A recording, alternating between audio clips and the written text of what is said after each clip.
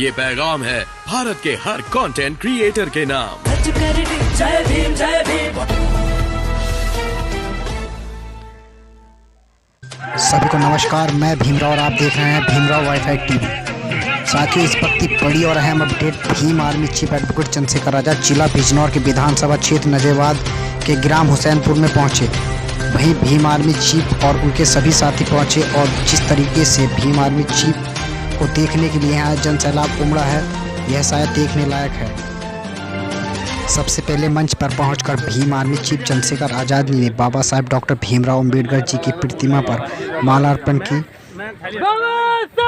देखिएगा साथियों किस तरीके से भीम आर्मी चीफ ने बाबा साहब की प्रतिमा पर माल्यार्पण की और उनके साथियों ने भी बाबा साहब की प्रतिमा पर माल्यार्पण की। उनका पहले आप करोगे, अब हम ना करेंगे। साथ ही साथ मैं आपको ये वीडियो दिखा रहा हूँ। और साथ ही साथ जिला संयोजक भीम आर्मी और जिला पंचायत सदस्य विवेक सैन जी ने भी बाबा साहब की प्रतिमा पर माल्यार्पण की।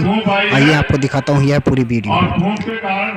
और सभी साथी साथ के साथ इस वीडियो को ज़्यादा से ज़्यादा शेयर करते रहें और आप हमारे YouTube channel Bhimrao wifi TV को ज़्यादा से ज़्यादा सब्सक्राइब करें।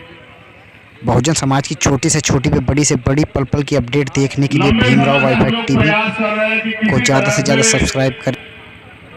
जो नफरत की राजनीति भारत में चल रही है, उसके ऊपर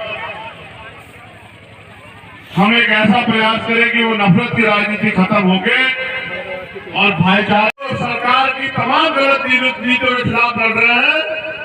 वो कार्यकर्ता गांव-गांव निकल के प्रोग्राम कराने के लिए मेहनत कर रहे हैं। मुझे गर्व है कि भीम आर्मी आजाद समाज पार्टी के कार्यकर्ता दिन रात मेहनत कर रहे हैं और समाज में भाईचारा पैदा करने के लिए संघर्ष कर रहे हैं। एक तरफ लोग पैसों पर भीड़ उड़ाते हैं और पैसों पर काम करते हैं, वहीं भीम आर्मी के लोग, आजाद समाज पार्टी के लोग अपनी जेब से अपने बच्चों के हिस्से का पैसा काट काट के इस पार्टी को खींचने का काम कर रहे हैं। एक गरीब के बेटे को आगे बढ़ाने का काम कर रहे हैं। मैं दिल से धन्यवाद करता हूँ आप सबको। और सभी साथियों को मैं बता दूं कि किस तरीके से यहाँ देखो कार्यकर्ताओं का जमावड़ा व जन सैलाब उमड़ा है। हजारों ऐसे मामले हैं जिसपे लोग नजर नहीं डालते, उनको हमने लड़ने का काम किया। मैं आपके बस याद दिला रहा हूँ क्योंकि हमारे लोग भूल बहुत जल्दी जाते हैं। इस देश में एक ऐसा मामला नहीं कि किसी दलित पे, पिछड़े पे, महिला पे, मुसलमान पे, आदिवासी पे, सिख पे, जैन पे, किसान पे, मजदूर पे अगर कोई अन्याय हुआ हो तो हम लोगों ने उसके आवाज को अपनी आवाज बनाने का काम ना किया। चाहे वो सीए एनपीआर एनआरसी का मामला हो,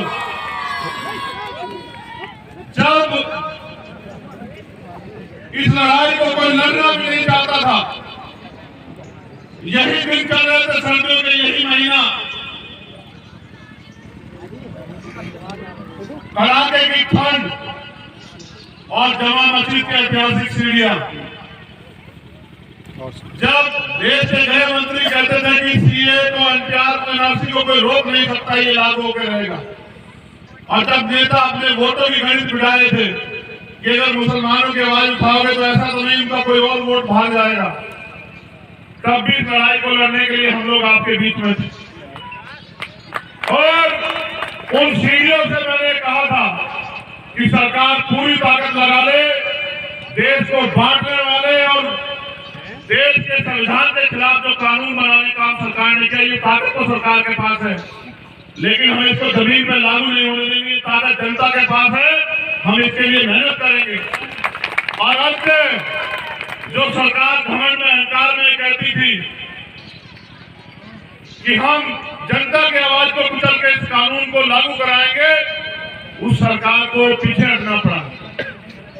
ये सरकारें कानून को वहां बना सकती है, लेकिन जमीन पर लागू कराने के लिए जब वो कानून संविधान के खिलाफ होंगे, उनको आज नहीं तो कल हमारा सामना करना पड़ेगा। जब वो कानून जनता के खिलाफ होंगे तो उनका मुकाबला करने के लिए हम लोग खड़े रहेंगे।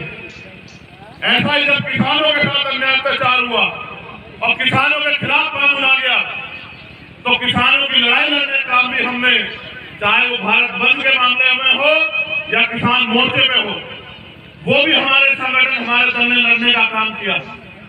इस देश में जब हाथों जैसे अत्याचार होते हैं, जब 2 अप्रैल जैसे आंदोलन होते हैं, तो भी हमारे लोग बढ़ चढ़ के हिस्सा लेते हैं। यहाँ सामाजिक न्याय की जो रिपोर्ट है, यहाँ जो सच्चा कमेटी की रिपोर्ट है, यहाँ जो मंडल कमीशन की रिपोर्ट है, वो इस देश में तब लागू होगी जब इन बातों को मानने वाले लोग सदन के पटल पे जाकर उस संघर्ष को बहुत मजबूत करेंगे।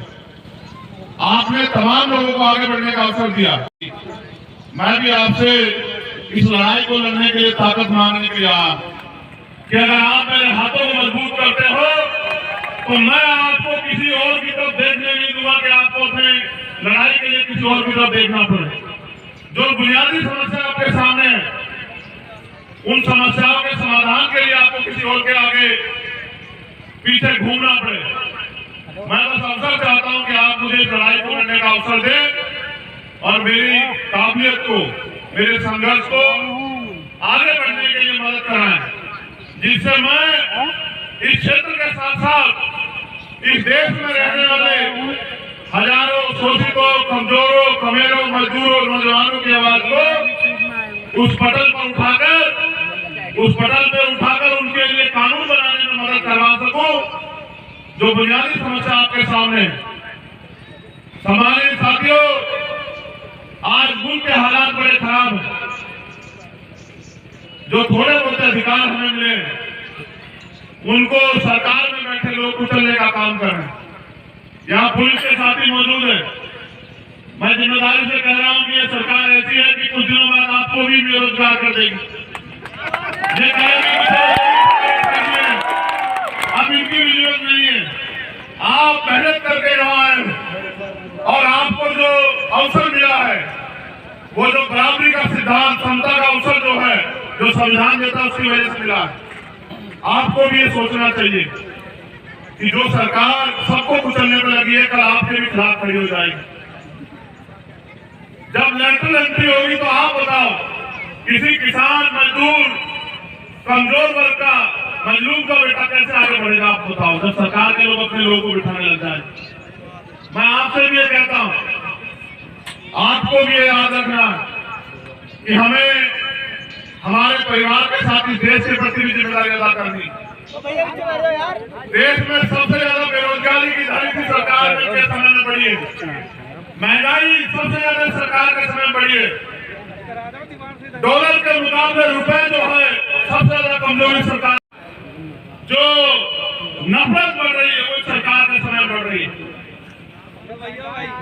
इनका साथ देने की बजाय हमको इनको सबक सिखाने के लिए अपनी एकता बनाने की जरूरत है। और जो इस देश का वंचित तबका है, उनको इस बात को भी समझना है कि समय किसी के लिए रुकेगा नहीं। जो लोग भाईचारे को कुचलने काम कर रहे हैं, वो भाईचारे को नहीं कुचल रहे हैं। वो अपने जिला पंचायत के चुनाव में गरीब के बेटों को जिला पंचायत में सदस्य बनाने के लिए मेहनत करने काम किया। ऐसे ही आने वाले कल में गरीब कार्यकर्ताओं को विधानसभाओं में, लोकसभाओं में, जिला पंचायतों में, चेयरमैनली में, मेयर में हम लोग आगे बढ़ाने का काम करेंगे। हमारी पार्टी के लोगों से भी मेरा निवेदन है, कड़े शब्दों में मेरा आदेश भी, कि जो गलतियां पिछली मूवमेंट में हुई है, पिछली पार्टी से हुई है, उस पैसे की राजनीति को अपनी पार्टी से दूर रखना। क्योंकि पैसे के आगे काम करना, देखे बिना सर्दी बारिश देखे 24 घंटे अपने परिवार को छोड़ के मेहनत कर रहा है, संघर्ष कर रहा है। हमारी पार्टी इसको आगे बढ़ाने का काम करेगी।